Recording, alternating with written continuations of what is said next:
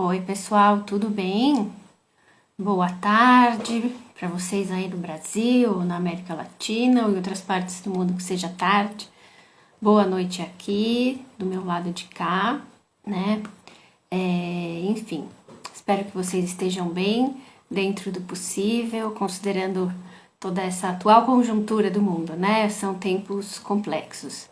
E eu resolvi vir aqui conversar com vocês um pouquinho sobre um assunto que está bastante em voga, né, nesses dias, e realmente é uma coisa triste e é importante que a gente pense bastante sobre isso, que é a questão do plágio, né? Eu não sei, boa tarde, Maluz Marino, o Rafa também vi que tá por aí, enfim, para quem também vai assistir depois.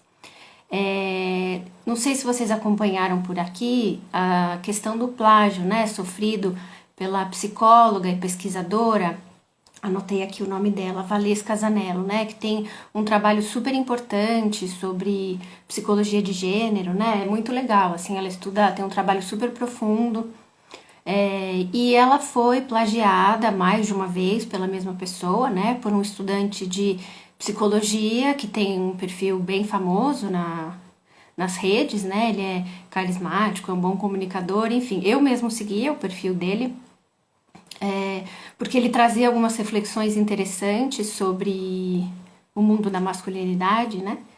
E enfim, e como essa relação se estabelece entre homens e mulheres, nessa as questões do machismo, enfim. E se vocês acompanharam, vocês sabem que a autora tentou contato com esse estudante, né, com esse moço, dizendo que ele estava se inspirando muito nas ideias dela para fazer as lives, enfim, e fazer os textos que ele colocava no perfil. Inclusive que ele fazia citações, na verdade não fazia citações porque ele não acreditava, né? Ele usava como se as palavras fossem dele, quase literais, enfim, um caso bastante complicado aí. E por que eu tenho a ver com isso, né? Por que eu tô vindo aqui falar com vocês sobre isso? Porque isso tem acontecido comigo nos últimos tempos, né? E eu fiquei bem sem saber o que fazer. Ainda não sei exatamente o que fazer, mas eu vim aqui pra gente conversar, enfim, pra trocar uma ideia, né? Sei que parece que eu tô falando sozinha aqui, mas eu sei que quem tá aqui tá ouvindo, quem vai ver depois também e vai deixar aí a sua opinião. Esse mundo da cartomancia, eu acho que tem muitas coisas maravilhosas, mas também um universo onde a ética ela é um pouco duvidosa, né? É ruim falar isso, mas realmente é o que acontece. Acho também que a internet ela dá uma falsa sensação de que tudo é de todo mundo, né? Enfim, as pessoas acabam. O acesso é maravilhoso à informação, inclusive nós estamos aqui, né, conversando, isso é maravilhoso, aproxima as pessoas, mas essas barreiras do quem disse o que, da onde veio isso, também elas ficam muito confusas, né? Assim. Então, vou contar para vocês um pouco do que está acontecendo, né? E também de onde começou tudo isso para mim, para a gente tentar encontrar uma saída aí, né? Construir uns caminhos possíveis para que o nosso universo seja um pouco mais amigável, né? Então, vou começar contando para vocês como eu comecei a pesquisar essa questão do baralho cigano, né? Do Lenormand brasileiro. Vocês vão ouvir o barulhinho, é a minha cachorrinha que ela tá andando pela casa, tá? A Carmela. É o barulho das patinhas dela. Eu comecei a pesquisar profundamente esse assunto em 2016. Né? Eu sou cartomante desde 2008, né? Foi quando eu comecei a estudar cartomancia como estudante com a minha professora. É interessante também essa história do primeiro baralho, porque eu fui entender de onde veio tudo isso só lá em 2016, né? Que eu fui começar a estudar a parte histórica, entrar em contato com esses atores tão fundamentais nessa parte da cultura, né? E da história do baralho cigano do Lenormand brasileiro, né? Mas eu comecei a estudar em 2008. As cartas, enfim, atendia, tudo certo, né? Em 2016 eu comecei a estudar a parte histórica do baralho cigano, né? E eu A gente sabe que não tem muito material ainda sobre esse assunto, né? Sobre tem realmente um vazio histórico, né? Mas eu encontrei pessoas maravilhosas, né? E essas pessoas, elas estão sempre mencionadas nos meus textos, sempre mencionadas nas palestras que eu dou, sempre nas lives, sempre, sempre. Quem já me assistiu aqui ou já leu um texto ou qualquer coisa sabe que eu falo da Kátia Bastos 1 milhão de vezes.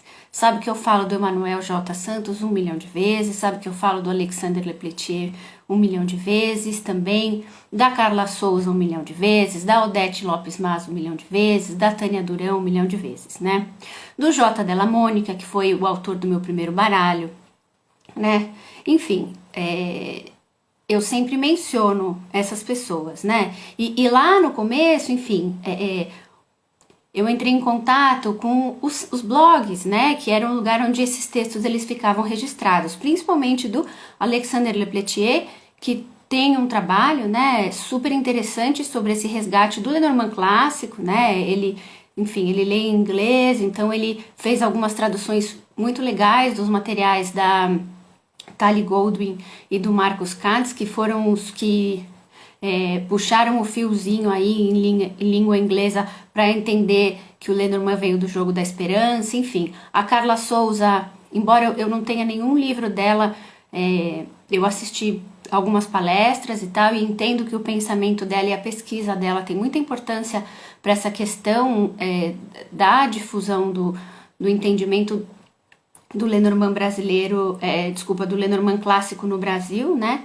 Então, também as pesquisas que eles fizeram sobre quando o Lenormand chegou no Brasil, as pesquisas que eles fizeram na Biblioteca Nacional, tanto o Alexander quanto a Carla Souza, né? Enfim, vocês perceberam que o que me interessa bastante é essa parte histórica. Então, o trabalho deles foi fundamental. No que se refere ao Lenormand brasileiro, assim, ao baralho cigano, as perspectivas, as pesquisas, elucubrações, né? Toda a experiência do Emanuel J. Santos, que é meu professor, foi fundamental, né? Ele tinha um blog, ainda tem, eu esqueci o nome do blog, mas ele tinha um trabalho super legal com as cartas e ponto cruz, enfim, uma coisa. São essas pessoas que vieram antes, né, da gente. Eu não inventei a roda, ninguém inventou a roda, então, assim, de algum lugar esse pensamento veio, né? Aquele site super famoso que fala muito sobre cartomancia brasileira, sobre tarô, que é o Clube do Tarô, tem muitos materiais legais, assim, né? Tem o Francisco Carrier, enfim, tem muita gente, muita coisa, né? E essas pessoas me ajudaram aí construindo o pensamento e construindo o raciocínio para chegar a entender e ir juntando os pontos que eu ainda tô juntando e não sei, acho que nunca vai acabar, porque não acaba, né? O trabalho da Kátia Bastos, né, que eu descobri só em 2018, 10 anos depois que eu comecei a estudar as cartas, eu descobri que o meu primeiro baralho, né, que é o Tarô do Cigano, do J. Della Mônica, da editora Madras, foi bastante inspirado no Tarô Cigano da Tribo Cósmica. Isso eu não tive acesso, eu só vou descobrir 10 anos depois, né? Então, em 2018 eu conheci a Kátia Bastos, que foi muito importante para eu entender qual era a cereja do bolo para mim, qual era o meu tema de interesse e de investigação, que é a cartomancia brasileira, que é a cultura popular e baralho cigano, que é entender essa intersecção, né, entre de que maneira essa releitura do Lenormand clássico incorpora uma cosmovisão brasileira, né? Então daí que eu comecei em 2016 essa pesquisa, né? Em 2018 eu apresentei a primeira parte, né, os resultados da primeira parte dessa pesquisa no Congresso Internacional em Barcelona. Falei nesse momento mais especificamente sobre o tarô cigano da tribo cósmica, né, que por um momento foi o foco aí da minha pesquisa, mas abrindo também espaço para outros baralhos, como o André Mantovani, como o baralho do Rui Pereira, os baralhos da Tânia Durão, enfim, esses outros autores e autoras que dialogam com a vertente brasileira, né? E aí eu centrei, enfim, a pesquisa nesse ponto mesmo, né? O meu primeiro livro, que saiu ano passado, que provavelmente a gente tenha a segunda edição ampliada agora esse ano, conta também um pouco dessa pesquisa, que fala sobre esses pontos que eu compartilhei com vocês até agora, e também um pouco de como isso se junta com a Umbanda, o que a Umbanda tem a ver com tudo isso, né? Eu acho que eu já contei para vocês também em outro vídeo que eu estudo os ciganos há muitos anos, né? Desde os 17 anos, então vai fazer quase 20. Quando eu comecei o flamenco, eu comecei a estudar os ciganos. E claramente essa pesquisa do Lenormand se encontra com esse estudo dos ciganos, né? É uma forma de eu juntar também as duas coisas, que são duas paixões. Então, nesse primeiro livro eu falo um pouco, mas agora na versão estendida e no segundo livro, que também já está bastante encaminhado, eu me aprofundo mais nesse ponto. E aí eu fui fazendo pesquisas, né? Tentando encontrar bibliografias fora do mundo da cartomancia e dentro do mundo da cartomancia, aqui usando essas bibliotecas maravilhosas, né, para a gente entender a cartomancia clássica, entender de onde vêm os emblemas, né, que são assim a essência iconográfica dos baralhos e tudo. E também fiz pesquisas de campo, né, eu tenho entrevistado pais e mães de santo de todo o país faz tempo, assim, né, pesquisando exatamente para entender essa entrada das cartas nos terreiros, a partir de que linha, que entidades trabalhavam, para tentar mapear um pouco isso, né.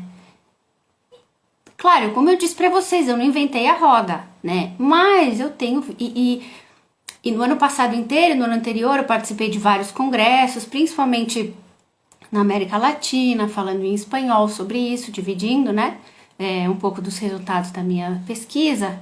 Gravo vídeos no YouTube, um pouco falando sobre isso e tal.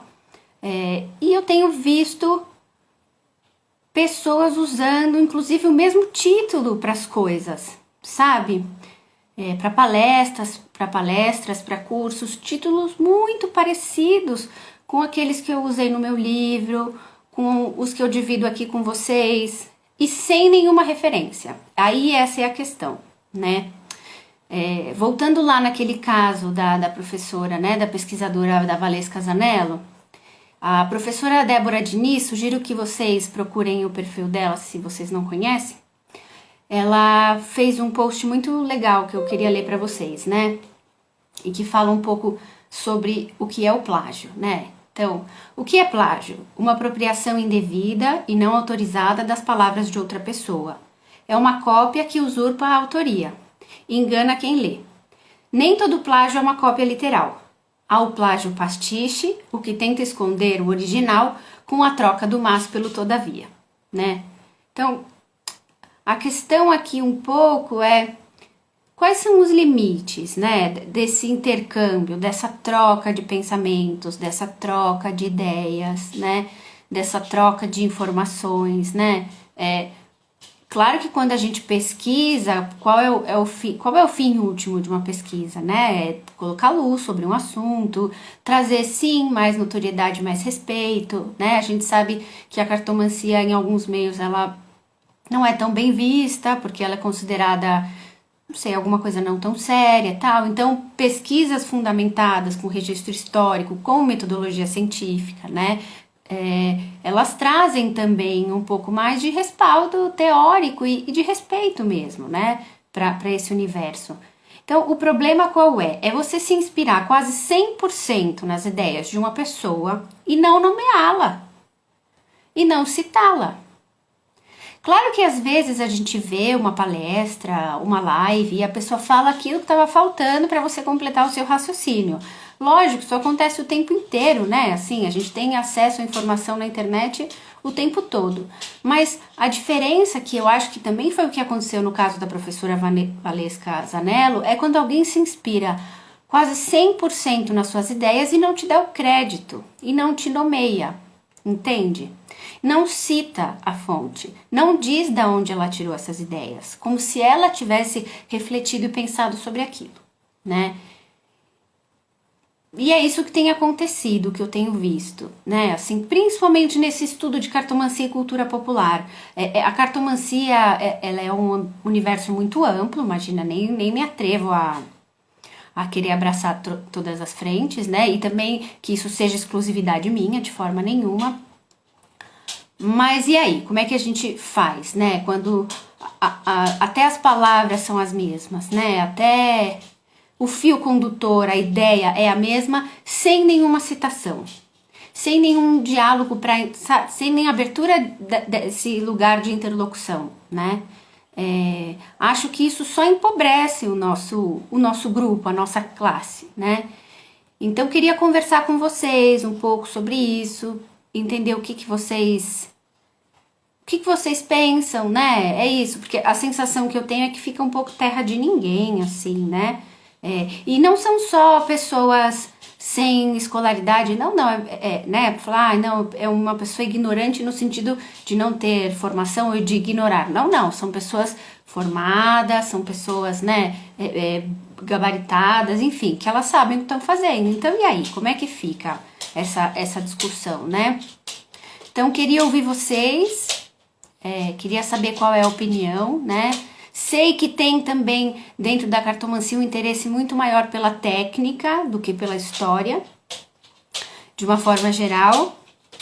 Mas essa parte é muito importante, sim, porque ela permite que essa história siga viva, né? Assim, e que ela se mantenha. Rê, tá falando. Nossa, Rê, sinto muito que você tenha vivido uma situação de plágio. Sim, menina, então. Sim, vivi. E algumas, hoje mais uma, e aí foi quando né, essa semana a gente tem visto bastante essa questão da professora e falei, nossa, como isso realmente é da ordem do dia, né? Como a gente precisa pensar quais são os limites desse compartilhamento de informação, né? Como é que a gente pode ser respeitoso com o trabalho dos outros, né? Enfim, porque isso é uma questão, ela pode ser moral, mas ela pode ser judicial também, né? Porque dependendo do grau que isso ocupa, ou da proporção, né? Da porcentagem, né, dessa cópia, realmente é uma questão judicial, né? Então é isso, queria dividir com vocês. Deixem aí, depois também vou colocar esse vídeo lá no YouTube, deixem seus comentários, suas observações. Não é a primeira vez que isso acontece em nenhum lugar, e dentro do mundo da cartomancia muito menos, né? Sei que isso acontece com frequência, mas então, né? Pense uma coisa, se eu estudo esse assunto especificamente desde 2016, olha, a gente tá em 2022, quanto tempo faz? Quanta energia eu dedico a isso, né? É o trabalho de uma vida, né? Assim, porque não vai parar, né? Ele continua. Então, como é que a gente pode ser respeitoso também com o trabalho dos outros, né? A minha opinião é citar as pessoas, assim como eu tô dizendo para vocês todas as pessoas que me inspiraram e que elas são nomeadas 5 milhões de vezes. Toda vez que eu for falar sobre isso, eu vou falar sobre essas pessoas, porque elas me ajudaram a construir o raciocínio que eu tenho hoje em dia, a minha tese sobre esse assunto, tá bom? Então, obrigada para quem esteve aí e para quem vai ver depois também. Deixem aí as suas opiniões e a gente segue conversando, tá bom? Um beijo grande e bom domingo!